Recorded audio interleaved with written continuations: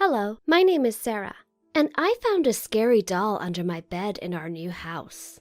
Please convince my parents to move again. My parents and I moved to a new town because my father had to move to a new workplace. When we entered the house, I felt skeptic. Something about it did not feel right. I guess that maybe I'm just nervous of this whole moving in thing.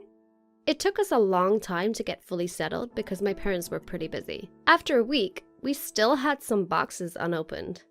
One night, I woke up after hearing some weird noises coming from downstairs. I looked at my clock on my bedside table and saw it was still 3 a.m. I figured it was just my dad waking up and craving for a late-night snack like always. So I went back to sleep, but I quickly sat up when the noise got louder.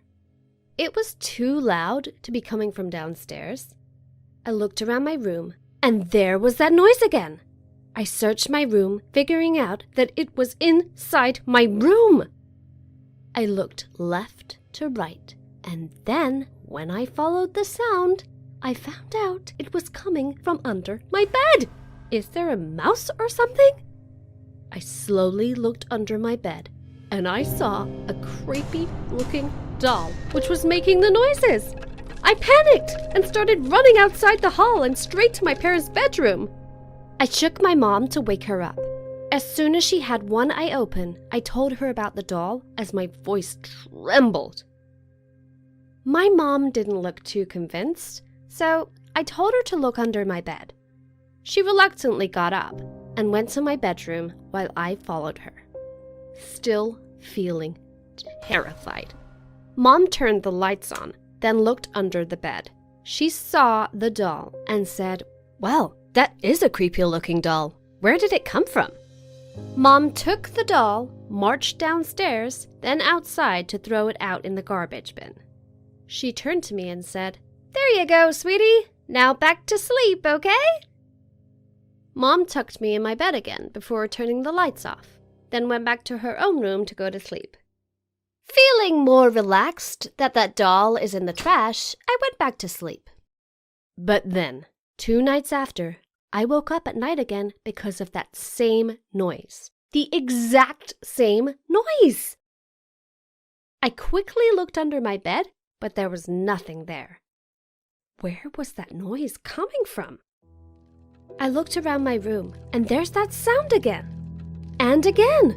And again! I turned my head and realized it was coming from my closet. The sound went off again, and I rolled my eyes upwards and saw that same creepy doll lying on top of my closet while looking at me. I immediately screamed. My yell woke my parents up, and they came running to my room. I pointed towards the doll, and my mom recognized it and was also surprised it was there. My dad turned my lights on. I ran towards him and embraced him from behind. My mom ran downstairs to check the garbage bin, but the doll that she threw wasn't there. Neither was the trash. She came back upstairs and told us that all the trash was gone, and with it, the doll. Did the garbage truck collect the trash already? Is that just another doll with the exact same design? Did the people who used to live here have 2 of the same doll? Mom took the doll and threw it out, while Dad asked me to sleep with them for tonight. But I couldn't sleep. I kept thinking about that doll. Is the house haunted? Is that the reason why the people who used to live here moved? Or did the kids purposely leave those dolls here because their parents also thought they were creepy? Is that a housewarming gift for us? That night, I couldn't sleep. No matter how hard I tried. My parents told me to just relax and that the doll was long gone. The next night, I still couldn't sleep. I kept looking around my room, wondering if that doll would come crawling back. Or maybe there was a 3rd doll. I kept hearing that same exact noise every time I tried to sleep and close my eyes. I flinch with every sound I hear. The wind blowing, stray cats climbing up the tree, the cricket noise. I heard something fall from the outside, and I came running back to my parents' room. They said I was being too paranoid. I still find trouble sleeping in this house. The moment I walked in, I felt something was off. Am I being too paranoid? Was I imagining things?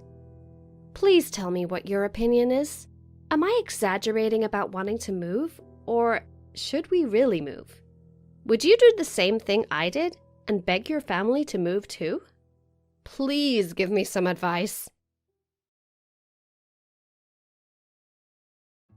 Hi, my name is Eve, and this is a story of how I realised that my parents were completely different people to who I thought they were. One day, Mum was away on a business trip, so we had to go to a restaurant to have dinner. In the middle of the night, I woke up feeling thirsty, probably from all the French fries I'd had eaten. I got up and headed towards the kitchen to get a drink.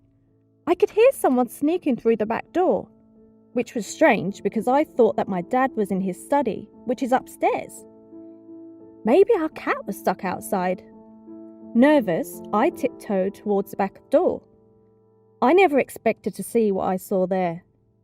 My dad was walking in through the back door, wearing my mum's new blue dress and some high heels. Was he wearing lipstick? I screamed of shock and he turned around. When he saw me, he swore loudly, which my parents hardly ever do. Then he pulled himself together and said, "Go back to bed, sweetie, you are just dreaming." I stumbled back into bed. I pinched myself.